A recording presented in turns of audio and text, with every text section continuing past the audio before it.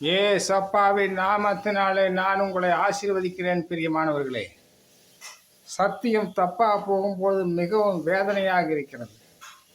ஆதியிலே வார்த்தை இருந்தது, அந்த வார்த்தை தேவனாய் இருந்தார்.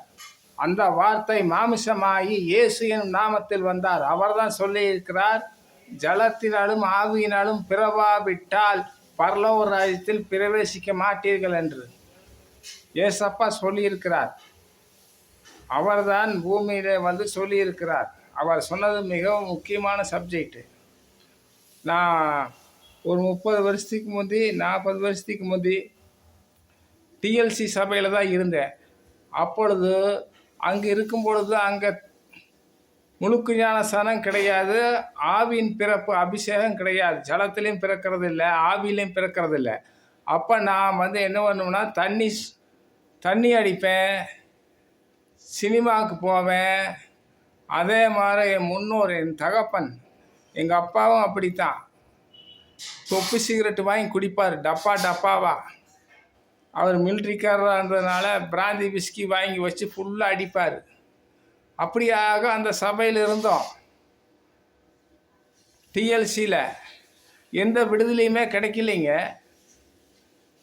அதே மாதிரி சிஎஸ்ஐயில் பார்த்தீங்கன்னா அங்கே வந்து ஒவ்வொரு ஜாதிக்கும் ஒவ்வொரு சர்ச்சுங்கிறாங்க. அங்கே அடிதடி சண்டை பிரச்சனை. அங்கேயும் அதே மாதிரி தான் தெளிப்பு ஞானஸ்தானம் தான் இருக்குது, முழுக்க ஞானஸ்தானம் அபிஷேகம் கிடையாது. ஏசப்பா திட்டமும் தெளிவுமாக சொல்லியிருக்கிறார். பிரியமானவர்களே, நான் என்ன சொல்கிறேன்னா, இன்னைக்கு வந்து அதிகமாக ஆன்லைனில் தப்பாக போதிச்சுட்டு இருக்கிறாங்க. அதனால் அதை நிறுத்தணும். எப்படின்னு கேட்டிங்கன்னா, அப்போஸ்தலர் 2ஆம் அதிகாரம் 3வது வசனத்தில் என்ன சொல்லியிருக்கிறார் பவுல்? பலவிதமான அக்னி போல பிறவுகள் நாவுகள் உண்டாகி அக்னி பிறவுகளால் ஒவ்வொருவர் மேலும், அங்கே தான் நீங்கள் முக்கியமாக கவனிக்க வேண்டியது, ஒவ்வொருவர் மேலும் வந்து இறங்கினது. அவர்கள் அக்னி பிளவுகள் போல பேசினார்கள் என்று எழுதியிருக்கிறது. அதுக்கப்புறம் அவங்க வரப்படி பல பாஷைகளை அவர் கொடுத்தாரு. உலகத்தில் லட்சக்கணக்கான பாஷைகள் இருக்குது. காட்டு மிராண்டிகளுக்குள் போனீங்கன்னா அங்கே தனியாக பாஷை இருக்குது, இங்கே தனியாக பாஷை இருக்குது.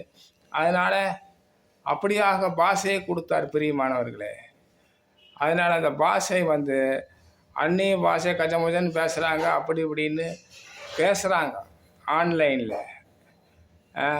அதை கேட்டு நமக்கு அதிகமாக வேதனையாக இருக்கிறது. அதை போய் அபிஷேகம் பெற்று ஞானஸ்தானம் எடுத்து அபிஷேகம் பெற்று எல்லாம் பீடி சிகரெட்டு தண்ணி போடுறது சினிமாவுக்கு போவது எல்லாம் விட்டு எங்கள் ஃபாதரும் மனம் திரும்பி அப்படியாக நாங்கள் ஒரு பரிசுத்தத்திலே நடந்து கொண்டிருக்கும் பொழுது மறுபடியும் சத்தியம் இல்லாத அந்த முழுக்க ஞானஸ்தானம் ஆவியின் பிறப்பு இல்லாத அப்படியாக அந்த சபைக்கு போலான்னு சொல்லினாலும் அது அந்நிய பாஷை பெறாட்டி பரவாயில்ல அப்படின்னு சொன்னால் என்ன அர்த்தம்? எல்லாமே அபிஷேகம் பெற்றீங்கன்னு சொல்லியிருக்கிறாரு. பவுல் என்ன சொல்லியிருக்கிறார்? அக்கினி பிளவுகள் போல உங்கள் நாக்குகள் பிறக்கும் என்று. அதனால் பிரியமானவர்களே, இதை லைக் பண்ணுங்க. ஏசப்பா வரப்போகிறார் சீக்கிரமாக.